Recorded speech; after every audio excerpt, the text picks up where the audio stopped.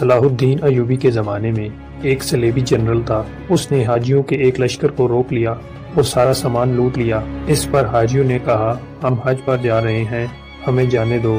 تو اس بدبخت نے کہا بلاؤ اپنے نبی محمد صلی اللہ علیہ وآلہ وسلم کو کہ تمہیں آ کر مجھ سے چھڑا لے۔ بس یہ بات صلاح الدین ایوبی تک پہنچ گئی۔ ان دنوں آپ بیمار تھے۔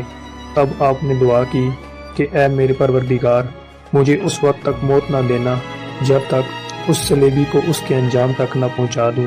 پھر وہ لمحہ آیا جب اللہ نے آپ کو فتح دی تو جتنے بھی جنرل تھے آپ نے سب کو معاف کر دیا، لیکن جب رونالڈ سامنے آیا تو آپ کو غصہ آ گیا اور آپ نے اپنی تلوار نیام سے نکالی اور اس کے ٹکڑے کر دیے اور کہا اے گستاخ، تو نے کہا تھا بلاؤ اپنے نبی کو۔ نئے نبی محمد صلی اللہ علیہ وآلہ وسلم نے اپنا نوکر صلاح الدین بھیجا ہے۔